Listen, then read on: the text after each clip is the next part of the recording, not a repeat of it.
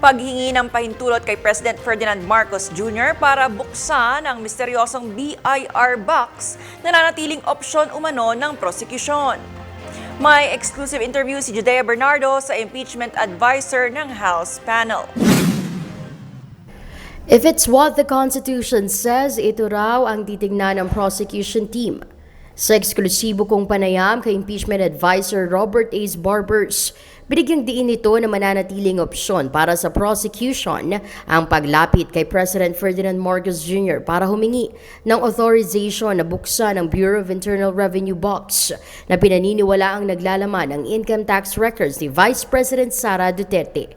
Ayon kay Barbers, malayo pa para pag-usapan ito ng prosecution panel kaya't mananatili lang itong posibilidad sa ngayon.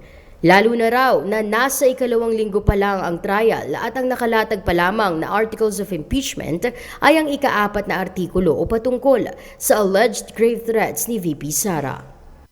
Kasi may precedent ito eh. Noong panahon ni former President Pinoy Aquino, during the impeachment trial of Chief Justice Corona, nangailangan din ng approval.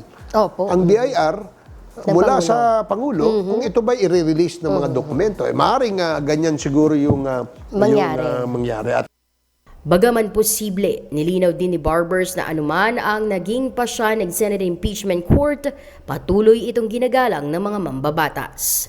Isa na rito ay ang naging desisyon ni Impeachment Presiding Officer Senator Francis Cheese Escudero na ibalik ang BIR box sa ahensya.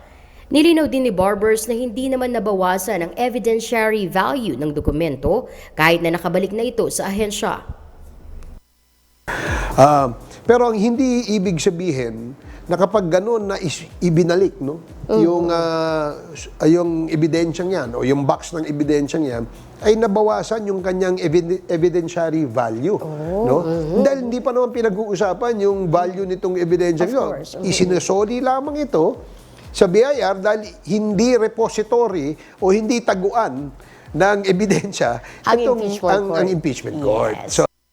Sa ngayon, bukod sa 3 pangalang inaasahang tetestigo sa second week ng impeachment trial, wala namang iba pang nabanggit ang prosecution na posibleng imbitahan sa mismong paglilitis. Mula rito sa Kamara, ako po si Judea Bernardo para sa DATV News. Maraming salamat sa iyo, Judea Bernardo.